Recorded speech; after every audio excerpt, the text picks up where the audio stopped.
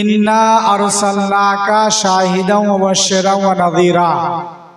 হে আমার দোস্ত মাহবুব, প্রিয় হাবিব, আমি তোমাকে শাহিদ সাক্ষীদাতা, মুবাশশিরাও এবং সুসংবাদদাতা, ওয়া নাযীরা এবং মানুষকে জাহান্নাম থেকে ভয় দেখানোওয়ালা করে দুনিয়ার বুকে প্রেরণ করেছি। লিতুআযযিরু ওয়া তুআক্কিরু। কারণটা কি? কারণটা হচ্ছে যেন মানুষ তোমার সম্মান করে, তোমার তাজিম করে।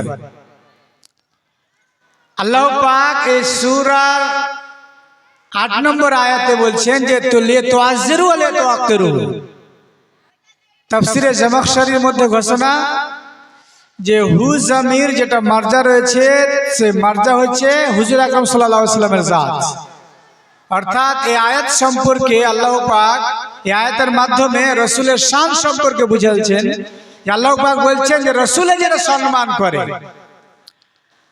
আর রাসূলের সম্মান কেন করবে?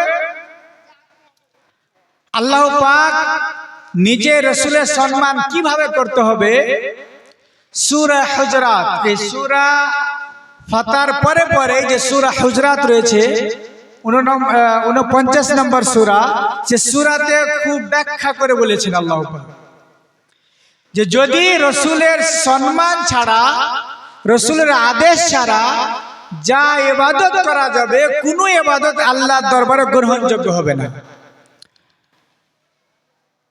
কিছু লোক রমজানের চাঁদ ওঠেনি, তো চাঁদ হওয়ার আগে রোজা রাখতে আরম্ভ করে দিয়েছে। ব্রাদার, আল্লাহ পাক এই আদাকে, ব্যবহারটাকে পছন্দ করলেন না। সঙ্গে সঙ্গে সূরা ফাতহ না সূরা হুজরাতের ১ম নম্বর আয়াত অবতীর্ণ করলেন। ইয়া আইয়ুহাল্লাযীনা আমানু লা তুকাদ্দিমু বাইনা ইয়াদাইল্লাহি ওয়া রাসূলিহি। ঈমানদারগণ, তোমরা আল্লাহ এবং আল্লাহর রাসূলের আগে বাড়িও না। এটা চিন্তার বিষয়। যদি আমরা ভালো করে চিন্তা করি বুঝতে পারবো আল্লাহর আগে বাড়া কোনো সময় সম্ভব হবে না। তবু আল্লাহ পাক বলছেন লা তুকাদ্দিমু বাইনা ইয়াদাইল্লাহি ওয়া রাসূলিহি। আল্লাহ এবং আল্লাহর রাসূলের আগে যেও না। আল্লাহর আগে যাওয়া তো সম্ভব নয়, তাহলে কেন আল্লাহ পাক বলছেন আল্লাহ এবং রাসূলের আগে যেও না? বলো তো সেটাই হচ্ছে যে যে কাজটা রাসূল পছন্দ করে নেবেন সেই কাজটা আল্লাহর হয়ে যাবে, আর আল্লাহর যখন কাজ হবে তখন রাসূলের আগে বাড়া সেটা আল্লাহরই আগে বাড়া হবে। বলে সুবহানাল্লাহ। বেরাল্লাহ ইসলাম। আল্লাহ পাক নিজের রাসূলের কর্মকে, রাসূলের আগে বাড়াকে, রাসূল চেয়ে আগে কোনো কাজ করাকে নিজের কাজটাকে নিজের কাজ বলে গণনা করছেন। একবার চিন্তা করে দেখেন, এই বিষয়ে যদি আলোচনা করার সময় লাগবে। এই সম্পর্কে অনেক আয়াত রয়েছে যে কাজ করেছেন রাসূলুল্লাহ, কিন্তু সে কাজটা আল্লাহ পাক নিজের কাজ বলে গণনা করেছেন। ইসলাম, আমি যে বলতে যাচ্ছিলাম যে আল্লাহ পাক মানুষকে সম্মান বুঝালেন কিভাবে, যে রাসূলের আগে তোমরা কোনো কাজ করিও না। রাসূলের আগে যদি করো তো রাসূলের আগে হওয়ার সঙ্গে সঙ্গে আল্লাহর আগে হয়ে যাবে সেই কাজটা। অতএব তোমরা কোনো সময় রাসূল এবং আল্লাহর আগে কোনো কাজ করার চেষ্টা করিও না। ব্রাদার, প্রায় মুফাসসিরে কেরামের একমত যে কায়েস ইবনে শাম্মাস একজন সাহাবী ছিলেন, সে কানে একটু কম শুনতেন। আমরা জানি যারা কানে কম শুনে তারা মনে করে সবাই কানে কম শুনে, তার জন্য কথা জোরে জোরে বলে। তো কায়েস ইবনে শাম্মাস রাদিয়াল্লাহু তাআলা রাসূলের দরবারে এসে জোরে জোরে কথা বলতে আরম্ভ করলেন, মানে রাসূলকে বুঝাবার জন্য, রাসূলের কাছ থেকে কিছু জানার জন্য জোরে জোরে কথা বললেন। আল্লাহ পাক সেই আদাটা পছন্দ করলেন। আমার রাসূলের দরবারে এসে কেউ জোরে জোরে কথা বলবে? না না না, এটা হবে না। তো সঙ্গে সঙ্গে আল্লাহ পাক সূরা হুজরাতের ২য় নম্বর আয়াত অবতীর্ণ করলেন। ইয়া আইয়ুহাল্লাযীনা আমানু লা তারফাউ আসওয়াতাকুম ফাওকা সাওতিন নবী। হে ঈমানদারগণ, তোমরা নিজের সুরকে রাসূলের সুর আগে করিও না, রাসূলের সুরের উপরে করিও না।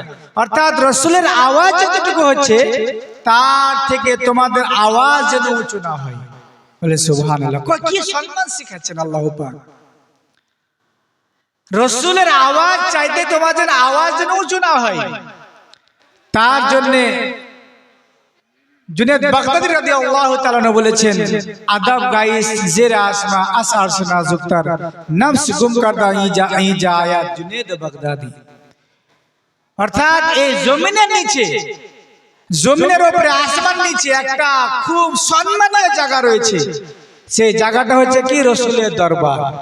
যে রাসূলের দরবারের সম্মান অন্য কেউ শেখায় না, সে রাসূলের দরবারের সম্মান স্বয়ং রব্বুল আলামিন শেখায়। বলেন সুবহানাল্লাহ। এই সম্পর্কে কোরআনের হাদিস আয়াত যদি অনেক কোরআনের শরীফের শুধু আয়াতই রয়েছে ব্রাদার। তার জন্য কিছু লোক খুব আস্তে আস্তে কথা বলতে আরম্ভ করলেন, মানে এত বেশি আস্তে কথা বলতে আরম্ভ করলেন যে বুঝার অসুবিধা হয়ে যেত। আল্লাহ পাক সেটাও বলছেন না, এটাও খুব আস্তে কথা বলে হবে না যে রাসূল বুঝতে না পারে না। ইন্নাল্লাযীনা ইয়াগুযুনা আসওয়াতাহুম ইনদা রাসূলিল্লাহ, যারা খুব নিচে সুরে আওয়াজ করে আল্লাহ পাক তাদের পরীক্ষা রেখেছে। ব্রাদার ইসলাম যাও লম্বা আয়াতে আমি শর্টকাটে বলি যে আল্লাহ পাক রাসূলের সম্মান কিভাবে শিখিয়েছেন। কিছু লোক রাসূলের দরবারে দুপুরের সময় আসলেন, ওয়াফদে বানু আব্দুল কাইস দুপুরের সময় আসলেন। রাসূল আমার আরাম করছিলেন। বাইরে থেকে রাসূলের বাড়ির বাইরে থেকে আওয়াজ দিতে আরম্ভ করলেন, লিজারিয়া মুহাম্মদ, হুজুর একটু কাছে আসেন, আমরা আপনার সঙ্গে কিছু আলোচনা করব, কিছু জানতে চাইব। ব্রাদার আল্লাহ পাক সে আদতও পছন্দ করলেন না। আমার রাসূল আরাম করবে আর তোমরা রাসূলকে ডিস্টার্ব করবে না, এটা কখনোই হবে না। সঙ্গে সঙ্গে আল্লাহ পাক কোরআন শরীফের সূরা হুজরাতের ৪৪ নম্বর আয়াত অবতীর্ণ করলেন। আল্লাহ পাক বলছেন ইন্নাল্লাযীনা ইউনাদুনাকা মিন ওয়ারাইল হুজরাত আকসারুহুম লা ইয়াকিলুন, যারা দেওয়ালের পিছন থেকে আপনাকে ডাক দেন, আহ্বান করে, তাদের মধ্যে বেশিরভাগ লোক বুদ্ধিহীন, তাদের জ্ঞান নাই, তাদের আকল নাই। ব্রাদার আল্লাহ পাক যে ব্যক্তিরা এখন নতুন এসেছে রাসূলের দরবারে, আদব জানে না, তবু আল্লাহ পাক কি করলেন, রাসূলের দরবারে সম্মান শিখাচ্ছেন যে যারা দেওয়ারের পিছন থেকে রাসূলকে আহ্বান করে ডাক দেয়, তাদের মধ্যে বেশিরভাগ লোক মানে বুদ্ধিহীন, তারা তাদের বুদ্ধি নাই, তারা রাসূলকে দেওয়ারের পিছন থেকে আওয়াজ দিচ্ছেন। ব্রাদার ইসলাম তো যাই হোক, রাসূলের সম্মান আল্লাহ পাক অনেক ভাবে শিখিয়েছেন। সেই রাসূলের সম্মান আমাদেরকে করতে হবে। আর সব থেকে বড় সম্মান হচ্ছে কি, যে ব্যক্তির সম্মান করা যায় তার কথা মানতে হয়। যদি কথা না মানা হয় তাহলে যতই বলি আমরা যে সে ব্যক্তির সম্মান করি, কিন্তু বাস্তবে সম্মান করা হয় না। কোন ওস্তাদের যদি ছাত্ররা কি বলে কথা না মানে, বাস্তবে সেই শিক্ষকের সম্মান করলো না। কোন মাস্টারের যদি কথা কোন ছাত্র না মানে, তাহলে সেই মাস্টারের সম্মান করা হলো না। তদরূপ আল্লাহ পাক সম্মান করার কথা অনেক বলেছেন, কোরআন শরীফে অনেক আয়াত রয়েছে সম্পর্কে। তো এই আয়াত সম্পর্কে যদি শুধু আলোচনা করা যায় অনেক সময় লাগবে। তো আমি শুধু এটুকু বলতে চাই, রাসূলের সম্মান করা মানে যে রাসূলের কথার উপরে আমল করতে হবে, তাহলে সম্মান করা হলো। আর যদি আমল না হয় তাহলে সম্মান করা হবে না। ব্রাদার ইসলাম, তাই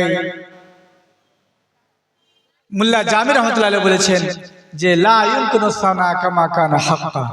রাসূলুল্লাহ আপনার প্রশংসা যেভাবে আপনার প্রশংসা করার যোগ্য, কেউ আপনার প্রশংসা করে শেষ করতে পারবে না, আর সঠিকভাবে প্রশংসা করতে পারবে না। হ্যাঁ, একটাই কথা শেষ করি, লা ইউমকিনু সানা কামা কানা হাক্কা বাদ আজ খোদা বুজুর্গতি খেস্তা মুখতাসার। খোদার পরে, আল্লাহর পরে পৃথিবীর বুকে সব থেকে বেশি, পুরে কায়নাতের মধ্যে সব থেকে বেশি সম্মান হচ্ছেন আপনার জাত। বলেন সুবহানাল্লাহ।